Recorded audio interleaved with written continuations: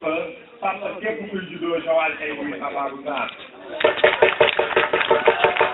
Papa Babou Sarr nekk benn puso boo xam ne dafa nekk Joal Fadiouth di fu problème am mu réglé ko fu naxar am mu dem taxaw fa fu lu neex am mu dem taxaw fa te magu Joal Fadiouth yëpp noonu la ñuy taxawee donc tey ñu di ko rendre hommage bu baax a baax di ko nuyu di ko sargal di ñaan yàlla mu bàyyi ko sunu kanam lu yàgg yàgg. Je suis à Ndouba ma am fi ay coloré comme ni ma ko waxee mënuma ñëw Ndouba wax bi ba pare te tudduma Oly Sarr cas particulier extrêmement particulier pour moi parce que Oly Sarr sama mag la taxawu mag mu neex mu taxaw mu naqari mu taxaw ñu xat ko mu taxaw ñu tagg ko mu taxaw mu nekk taxaw boo xam ne taxawu gor la xaalis dugg ci leneen dugg ci mais taxawu gëm-gëm la mu nekk un exemple à méditer pour toutes les femmes de la commune de Joal Fadiouth un exemple à méditer pour tous les jeunes et toutes les jeunes filles de la commune de Joal Fadiouth Oly Sarr tey Ndubaab nga juddoo Ndubaab nga màggoo maa ngi lay gërëm maa ngi lay sant ci sa taxawaay yal na yàlla aussi yàggal sa taxawaay ci sunu kanam ba li ñuy yëpp ñu jot ko incha allah mënuma ñëw Ndubaab sans parler de Pape Touty c'est évident Pape Touty est un soldat du Parti démocratique sénégalais ku xam Pape Touty peut-être que da ngay confondre non Pape Touty ak PDS donc Pape Touty maa ngi lay gërëm ci taxawaay bi di la sant bëri na foo mënoon dem mais na nga jàpp ne man maay le meilleur candidat aujourd'hui au niveau de la commune de Joal Fadiouth nga taxaw jàppale ma guddi ak bëccëg nit ñi ñëw seet si la naan la du sa mbokk jàppaleel sa mbokk nga ne leen du ma jàppale mbokk parce que maire bi la ñuy wax ci ko gën a mën a téye laay jàppale de kooku Cheikh Tidiane Seck la tudd nga taxaw ci bu baax Ousmane et toute la famille Diop je vous salue yéen ñëpp jàpp ngeen Marie tout yéen ñëpp yéen a ngi ci Ousmane merci de l'organisation Djibi Sarr merci aussi maa ngi leen di gërëm leen sant yéen ñëpp di sant seen taxawaay Ndubaab laa dëkk kër gaa ngi nii kër ñoom Babacar Diack mes relations avec Babacar Diack je pense que du ma ci revenir bokkuñu kan mu ngi fële maa ngi fële mais ku ma xam ne maag moom fekk nañ ay relations yu très solides di nuyu ñëpp encore une fois parce que nee nañ ku lim rek di nga juum sama yumpaañ à travers elle ma nuyu sama nijaay Ablaye Wade ñëpp xam nañ sama relation ak moom aussi di nuyu ñëpp incha allah donc maa ngi nuyu ñëpp ñi fi teew ku déggul sa tur rek nga jégal ma parce que Ndubaab laa dëkk dama fi bëri ay xarit bëri fi ay xame bëri fi ay xàmme aussi mais aussi je voudrais attirer l'attention de la jeunesse de Ndubaab et à travers elle je voudrais attirer l'attention de la jeunesse de Joal Fadiouth ma leen di xamal ne vous avez un trésor à Ndubaab que peut-être même beaucoup ne se rendent pas compte parce que tellement il est familier mënuma ñëw Ndubaab def ci meeting mbala def ci quoi que ce soit sans ma tudd Tafa Diallo xam ngeen ne il est allergique au PDS Tafa Diallo est allergique au PDS ça je le dis ici il n'a jamais aimé le PDS mais Tafa a été l'une des personnes qui m'ont protégé quand j'étais tout jeune conseiller municipal nekk Joal avec de grands leaders politiques di wax ak ñoom di saafonte ak ñoom fu ñu waxee ne nañu ko def lii mbala nañu ko def laa li muy wax moom mooy bàyyi leen ko c'est un jeune et il a eu à me protéger bokkuñu kan tey démb bokkuñu kan tey mais c'est mon grand frère et il m'a toujours protégé et vérité pour vérité tey bu ñu leen demee laaj ko quel est le meilleur candidat de la commune de Joal Fadiouth il vous dira mais c'est cher mais nag il sait Tafa parce que je suis le produit parce que je suis son produit c'est lui qui m'a formé politiquement il sait ce que je vaux politiquement et il sait suba dem leen ngeen laaj ko il vous dira que le meilleur candidat c'est Cheikh Tidiane Seck dina ci ajouté nag mais boobu nag la ñuy teg fële xam ne Cheikh Tidiane Seck aujourd'hui c'est le meilleur candidat ñi nga xam ne ñoo formé Cheikh Tidiane Seck parmi lesquels Tafa Diallo parmi lesquels Paul Ndong ñu war a taxaw tey nag reconnaître que seen formation mat na li ñu doon togg ñor na et que aujourd'hui c'est un produit prêt à être utilisé et c'est l'appel que je lance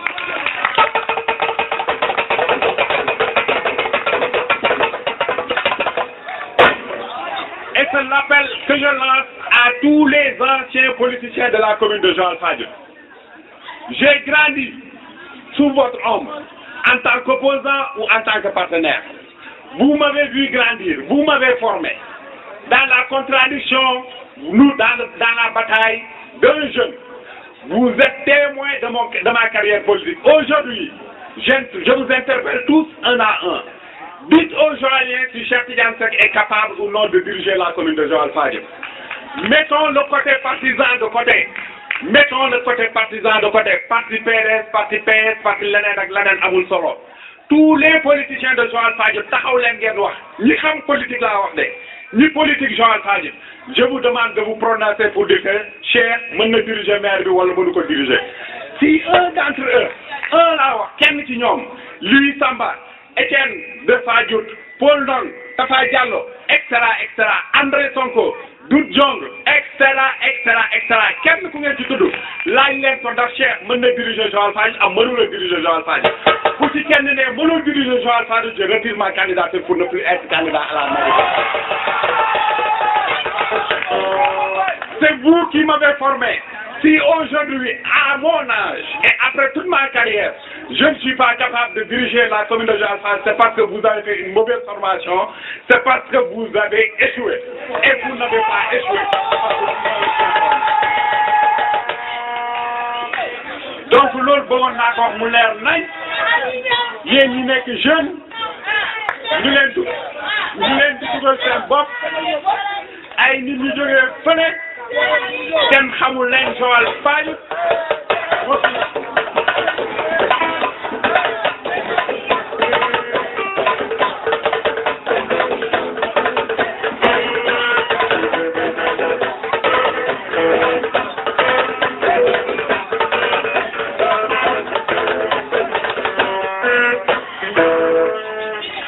ma ne ay nit ñu jógee fële kenn mosu leen xam dans la politique de la commune de Joal-Fadiouth mosu ñëw politique ñii mosu ñëw voté à Joal-Fadiouth ñii avant ñuy commencé politique c'est parce que le PDS a été au pouvoir les a balancés à Joal-Fadiouth ñu taxaw naan Cheikh kenn xamu ko alors que c'est eux qu'on ne connaissait pas dans la politique de Joal-Fadiouth.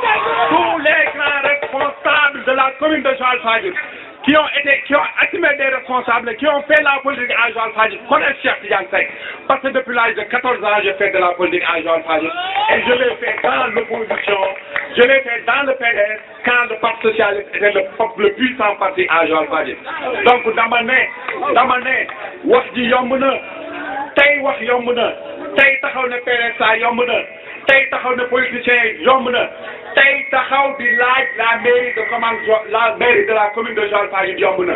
Mais démb bi ñu taxawee di ñefe pour changer Joal-Fadiouth ñuy taxaw fi yëpp di wax on les compte un à un, personne n'était sur le terrain, personne n'a osé affronter Paul Ndong dans cette commune autre que Cheikh Tidiane Seck, et ça m'a valu d'être le premier conseiller.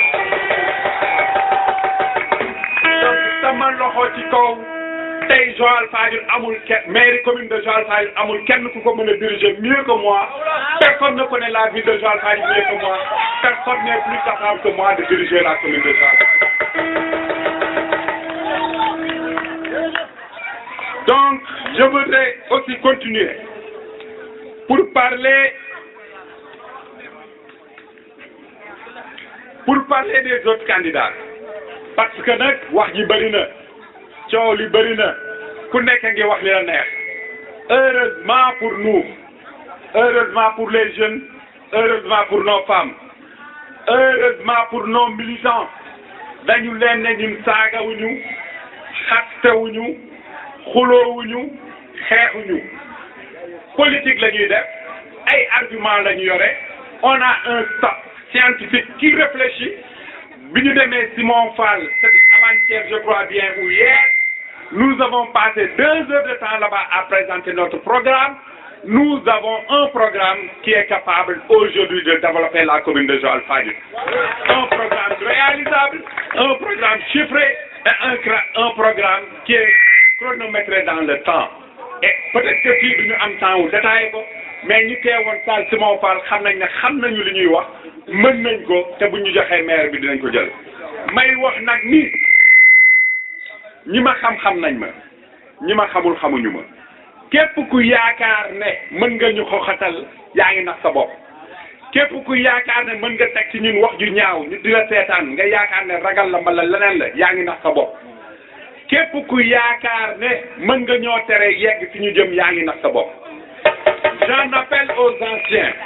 Je suis passé à la commission des anciens à l'hôtel de la plage et je leur rends hommage en passant parce qu'ils ont pris une très bonne initiative en essayant de rassembler toutes les listes autour de 2 à 3 listes pour que quand même le prochain maire de la commune de Joal-Fadiouth soit le mieux choisi possible. Malheureusement, ça n'a pas réussi, mais quand même ils ont le mérite d'avoir essayé et je leur rends hommage. Et j'appelle et j'attire leur attention, comme je l'ai dit à l'église. J'ai dit à l'église qu'il faudrait qu'on regarde encore le discours politique. La violence verbale provoque la violence physique. Am na fi ñoo xam ne xaste lañ fi nekkee ak saaga. Nous demandons à M. Boucar Diouf, je le cite nommément, je dis encore à Boucar Diouf que je croyais être un gentleman de regarder son discours. Je voudrais qu'on arrête le discours calomnieux. Je voudrais qu'on arrête le discours injurieux. Je voudrais qu'on arrête le discours ordurier. Et c'est le cas de Boucar Diouf qui a un discours ordurier. C'est le cas de Boucar Diouf qui a un discours calomnieux. C'est le cas de Boucar Diouf qui a un discours injurieux. Ma koy ñaan di ko demander mu arrêter discours boobu parce que nag bu ko arrêté wul dinañ ko tontu. Saaga yi na dak xaste bi na dak ko am programme teg ko ci table yi nit ñu xool quel est le meilleur programme ñu choisir ko kooku dem nekk maire commune de Joal-Fadiouth. Saaga bi na dak xaste bi na dak sinon ñëpp fii Joal-Fadiouth la ñun ñëpp fi lañ dëkk ku nekk xamal nga sa borom loo xam ne tey boo ko tegee ci table bi lu ñaaw lay doon. Donc je voudrais que ça cesse. Sinon nous attaquerons. Il n'y a aucun problème et bu ma ko waxee ngeen gëm ko. Maintenant je voudrais m'adresser directement aussi à mon oncle, à mon ami, le maire de la commune de Joal-Fadiouth, Paul Ndong. Et j'ai choisi Ndouba pour le faire. Et ce n'est pas un hasard. Je voudrais dire à monsieur le maire que wàcc gàcce gaalaama Poli li mu seqoon ak Joal-Fadiouth def na ko Joal-Fadiouth ba mu mat sëkk. Nit mënul parfait. Aucune action n'est parfaite. Yàlla rek mooy def loo xam ne ku ko laal doo ci nekk doo ci gis leneen. Yàlla rek mooy def loo xam ne tout est complet. Mais nag nit da ngay def li nga mën boo demee ba yegg fa nga war a mën a yem nga bàyyi ñeneen ñu continuer. Loolu moo tax dëkk yu mel ni États-Unis ak dëkk yu ko nuróol mais 2 mandats la ñuy def boo amee 8 ans mais dootoo mën a nekk président ci dëkk yooyu. Parce que dañuy jàpp ne nag en 8 ans ou bien en 10 ans ngay xalaat di liggéey mais boo paree di nga sonn ba dootoo amati xalaat yu bees yoo xam ne di nga mën a avancer donc nga bàyyi keneen ñëw. ñu nekk encore dans une ville particulière. Cette ville particulière c'est Joal-Fadiouth. Nous avons célébré les 80 ans de Waly Diouf. Ça veut dire que depuis 80 ans Waly Diouf mu ngi formé ay intellectuels. Joal-Fadiouth nekk ci dëkk yi nga xam ne ñoo ëpp ay intellectuels ci Sénégal nekk ci dëkk yi nga xam ne ñoo ëpp ay intellectuels ci Sénégal ci adduna bi ci Afrique. Mais mënuma comprendre ñu ne dëkk bu mel noonu benn nit rek moo ko mën a diriger. C'est pas possible. Ce n'est pas possible. Joal-Fadiouth a toutes les ressources humaines pour diriger sa commune. C'est pourquoi je lance un appel solennel aussi à monsieur le maire de la commune de Joal-Fadiouth, monsieur Paul Ndong, pour lui dire qu'il a accompli sa mission. Liggéeyam jeex na mat na mu baax mat na mu néew mat na li mu seqoon ak Joal-Fadiouth def nañ ko tey ku bëgg Paul Ndong nekk mbokkam mbala nga nekk xaritam mbala nga nekk militant boo koy digal lu baax da nga ko naan gàcce ngaalaama li nga waroon def daf nga ko demal noppalu te nga bàyyi xale yi ñu continuer. Et c'est pourquoi je m'adresse à ses parents, je m'adresse à ses amis, je m'adresse à ses militants pour leur dire d'aller demander à Poli si c'est pas Poli c'est qui. Si c'est pas Poli c'est qui, allez poser cette question à Paul Ndong. À vous militants de Poli, je vous assure que j'ai travaillé ferme, très ferme. J'ai fait tout ce qui était en mon pouvoir pour aller en élection avec Poli en vue de le succéder. Parce que nit nag dañ koy doon nit ku ndul doon amul ci àdduna bi il fallait que Poli nous accompagne en tant qu'ancien, en tant qu'un homme expérimenté qui a été député, qui a été maire pendant plus de 25 ans, qui a occupé des fonctions supérieures aux autres de ce pays. Il était du devoir historique de Poli Ndong d'accompagner les jeunes pour qu'ils continuent sa mission. Il a échoué dans cette mission comme Abdoulaye Wade a échoué dans sa mission en essayant d'avoir un troisième mandat présidentiel. Aujourd'hui, j'ai peur pour Poli, parce que j'ai peur que ce qui est arrivé à Abdoulaye Wade lui arrive, alors que nous l'aimons de tout notre cœur, alors qu'il a formé des jeunes qui peuvent prendre ses places et faire mieux que lui.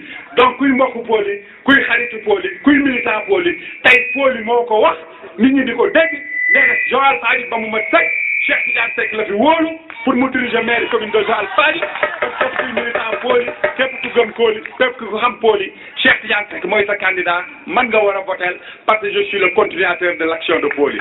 Et j'ai même dit, et je l'appelle et je le répète ici, j'ai dit que s'il arrive que je gagne ces élections, et Inch'Allah, je gagnerai ces élections, s'il arrive que je gagne ces élections, je ferai de Poli le maire honoraire de la commune de Joal Fadiouth.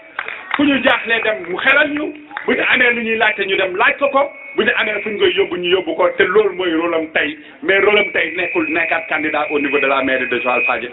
Je demande à Poli de retirer sa candidature et de dire à ses militants ce qu'il dit en privé. Il dit en privé que Cheikh Tidiane Seck laa wóolu jàppale leen ko na génn en public wax ne Cheikh Tidiane Seck laa wóolu jàppale leen ko mu jël maire bi ay militants am ñëw jàppale ñu gagné maire bi plus clairement pour aller aux élections. Le vote utile, c'est voter Cheikh Tidiane Seck. Le vote utile, ce n'est pas voter pour quelqu'un qui est diminué physiquement et qui ne veut plus diriger cette mairie parce qu'il a eu à diriger cette mairie durant les 5 dernières années chez lui et non à la mairie. Aujourd'hui, il est temps de prendre quelqu'un qui est capable physiquement, intellectuellement et moralement pour diriger la mairie de la commune de Joal Fadiouth. Et cet intellectuel, il s'appelle aujourd'hui, en 2014, il s'appelle Cheikh Tidiane Seck. Et il faut que Joal Fadiouth l'accepte et le mette au devant. Donc, véritablement, loolu laa bëggoon wax Poli moom mooy def na li mu waroon def Joal Fadiouth gàcce ngalaama moom duñu ko wax lu ñaaw duñu ko wax leneen mais moo ne man la wóolu nañu jox lengay ñu continuer liggéey bi mu doon def fu ñu jaaxlee ñu dellu dem laaj ko loolu mooy dëgg loolu mooy yoon ku nekk am nga foo war a nekk tey maire bi nekkul place am maire bi place keneen la. Je lui demande encore une fois de sortir de sa réserve et de donner des consignes de vote pour notre liste parce que quand même j'allie, comme je l'ai dit tout à l'heure, j'allie l'expérience et la jeunesse. Konté amul, je défie quiconque dans cette ville, y compris Tafa Diallo qui a fait sa politique très jeune. Ñun bi ñu nekkee xale lañ ko doon dégg. Je défie quiconque de me dire le ratio âge année de politique kan moomu ko fi ëppale amul Joal Fadiouth. J'ai fait la pole depuis 14 ans, j'ai occupé des responsables de politique supérieure. Donc aujourd'hui, amul kenn ku ma fi ëpp expérience politique. Donc j'agis l'âge et l'expérience pour aller au niveau de la mairie de Joal Fadiouth. Donc loolu aussi il faut mu leer. May wax aussi, et encore une fois j'ai choisi Ndoubab. Si j'ai choisi Ndoubab pour dire ça, ce n'est pas un hasard. Partout bi xam na ne yàgg nañu meeting fii man Ndoubab daf maa jik au-delà que Ndoubab laa dëkk Ndoubab daf ma jik parce que heure bu ma fi taxawee wax en général Inch'Allah lu baax rek moo ma ciy topp donc moo tax ma choisir Ndoubab pour parler. Pour m'adresser aux militants du Parti démocratique sénégalais, je suis Cheikh Tidiane Seck. Je suis le premier conseiller municipal du Parti démocratique sénégalais à Joal Fadiouth. Je suis Cheikh Tidiane Seck, je suis le vice-président actuel des cadres du Parti démocratique sénégalais. Je suis Cheikh Tidiane Seck, je suis membre du comité directeur du Parti démocratique sénégalais. Je suis Cheikh Tidiane Seck, je suis militant du Parti démocratique sénégalais. Je suis Cheikh Tidiane Seck, je suis responsable du Parti démocratique sénégalais. Il faut que ce soit clair. Il faut que aussi les mensonges et les calomnies de ce dont s'appelle Parti démocratique sénégalais officiel cessent. Génnuma ci parti bi daw moo fenn parti bi laa nekk ba léegi ñi naan Cheikh dem na bàyyi na parti bi dañuy wax lu leen neex li ma dal ci Poli moo ma dal ci ñiy diriger Parti démocratique sénégalais je ne citerai pas leur nom parce que ce serait les valoriser en citant leur nom. Je respecte Poli Ndong parce que Poli c'est un homme politique véridique bu lay xeex day jàkkaar yow loo xeex la buy ànd ak yow day ànd ak yow je respecte Poly Ndong parce que je pense que Poly Ndong est un exemple pour les jeunes de la commune de Joal-Fadiouth je respecte Poly Ndong parce que au moins lui il a l'humilité et il a l'honnêteté de montrer sa voix ceux qui se cachent derrière le mensonge et la calomnie je ne les respecte pas et je ne les citerai pas parce que les citer serait citer la calomnie et serait citer le mensonge donc je veux que ce soit clair képp kuy militant parti démocratique sénégalais aujourd'hui à Joal-Fadiouth man maay sa candidat li am mooy dañu dem mu am confusion kan mooy diriger ak kan moo dul diriger j'ai dit et je maintiens que tey fi ñu toll en 2014 je suis de par mon âge de par mon expérience et de par mon cursus politique je suis le meilleur responsable pour rassembler tout le parti démocratique sénégalais autour de ma personne pour aller gagner les élections locales keneen taxaw ne moom la parce que depuis Senghor ba léegi moom moo fi nekk et j'ai eu à dire à Mbour que nous avons dépassé le temps de Senghor nous sommes au temps de Macky Sall c'est ça la vérité et aujourd'hui je ne peux pas me mettre derrière des anciens qui ont déjà épuisé toutes les balles sans donner aucun résultat à Joal-Fadiouth par discipline de parti me mettre derrière eux pour aller perdre encore des élections. Je ne ferai jamais cela, même si je dois me suicider. Je ne le ferai pas. Et c'est pour ça que j'ai pris mes responsabilités, comme toujours. Depuis ma jeunesse jusqu'à présent, j'ai toujours pris mes responsabilités quand il fallait les prendre.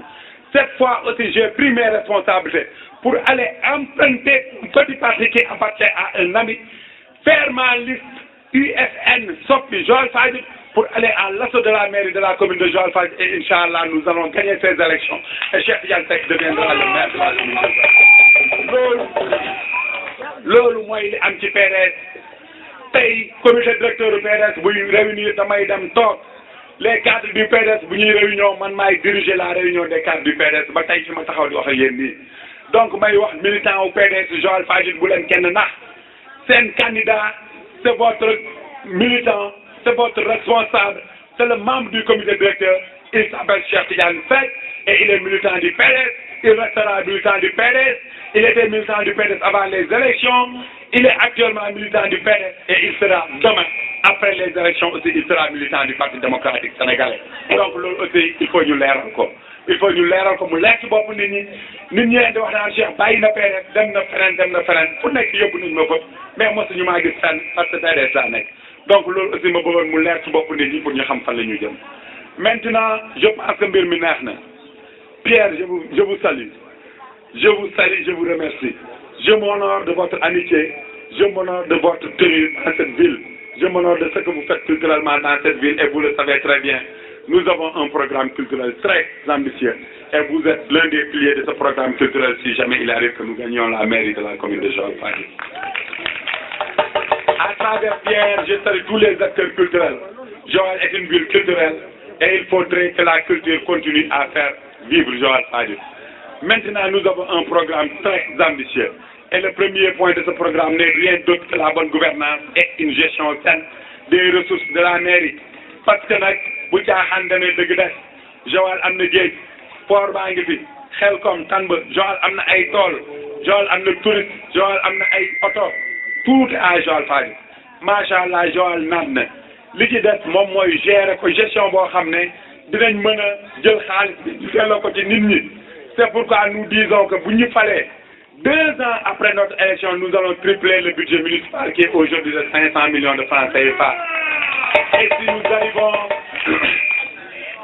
nous arrivons à tripler ce budget mais tout le reste sera investissement nous allons investir. Nous avons un projet de festival culturel qui va tourner autour de la 14 août. Je suis nostalgique de la 14 août, je suis nostalgique de l'Union des jeunes de Joal. Loolu yëpp dinañ ko tabaxaat mu taxawaat Joal nekkaat ville culturelle bi mu war a doon. Nous allons refaire le stade municipal, nous allons refaire le CLAC, nous allons construire un centre socio-culturel à Santhie. Nous allons investir dans les infrastructures parce que nous sommes des élèves de Ablaye Wade te Ablaye Wade infrastructure la gëm. Donc dinañ tabax Joal Inch'Allah parce que dañoo set wecc suñu loxo ci kaw ku ñemee taxaw ne mosoo lekk de l'argent public Joal-Fadiouth na taxaw wax ko sama loxo ci kaw je suis blanc comme neige. Donc jeune de Joal-Fadiouth, femme de Joal-Fadiouth, ancien de Joal-Fadiouth, surtout les anciens de Joal-Fadiouth mag mën naa bàyyi cim réew parce que mag day toog di gis lu xale gisul mag ñi xam nañ ne aujourd'hui le meilleur candidat pour la commune de Joal Fadiouth c'est Cheikh Tidiane Seck donc je vous demande à vous tous de vous prononcer par rapport à ces élections. C'est vrai que les anciens l'ont fait à travers cette commission des sages. Malheureusement, ça n'a pas abouti. Il serait bon qu'ils reviennent pour se prononcer, pour dire que véritablement aujourd'hui Joal doit être mis entre des mains propres, Joal doit être mis entre des mains expertes, Joal doit être mis entre des mains qui peuvent la gérer et l'amener là où elle doit être. Et nous croyons savoir avec certitude et avec conviction que ces mains sont les mains de Cheikh Tidiane Seck et Inch'Allah bu ñu joxee maire bi di ngeen xam ne dinañ ko liggéey ba ñëpp teg ci seen bët ma leen di gërëm di leen sant di gërëm waa Ndubaab di leen sant di leen xamal ne Ndubaab laa dëkk je crois en Ndubaab je suis passionné de Ndubaab et que waa Ndubaab jàppale leen ma ñu gagné Waly Diouf gagné Joal Fadiouth gagné maire bi Inch'Allah Ndubaab dina ci gis boppam ma leen di gërëm di leen sant di leen gërëm di sant ñi ñuy jàppale yëpp ñi ñuy jàppale bëri nañu ñuy toog ci taati guy gi ñun la ñu faral bëri na ñeneen ak ñeneen ñun la ñu faral buñ ko waxee ñun la ñu faral buñ ko waxul ñun la ñu faral parmi eux il y a des commerçants parmi eux il y a des marailleurs parmi eux il y a des femmes de Khelcom parmi eux il y a des pêcheurs parmi eux il y a des chauffeurs ñooñu ñëpp ñun la ñu faral ñu feeñ ñun la ñu faral ñu feeñ ñun la ñu faral parmi ces gens am na ci ñoo xam ne dañuy nëbbatu bu ñu dajeeg yow ne la yow la ñu faral waaye mënuñoo feeñ mais am na ñoo xam ne dañuy feeñ ñuy gërëm ñi nga xam ne ñoom ñëpp ñu ngi feeñ te jàppale ñu parmi eux je veux citer Cheikh Amar qui est au marché au grand marché fu ñu taxaw mu taxaw poche am fekkeewu ko temps am fekkeewu ko njabootam fekkeewu ko famille am yëpp daf leen di boole ñu seenu campagne donc ñu leen di gërëm di leen sant Cheikh Amar est au marché il travaille avec nous fu ñu woote mu ñëw li ñu wax mu bokk ci moom nëbbatuwul dafa feeñ mais ñuy nëbbatu tamit y compris ñu toog ci taatu guy gi jour élection jël leen suñu bulletin rek ngeen voté bu ngeen defee loolu rek mbir mi ma je vous remercie Cheikh Amar merci Ndouma merci beaucoup waa demee Cheikh Amar tey débat à Nanor à partir de 20h ak s'il vous plaît allo waaw ak Mariama waaw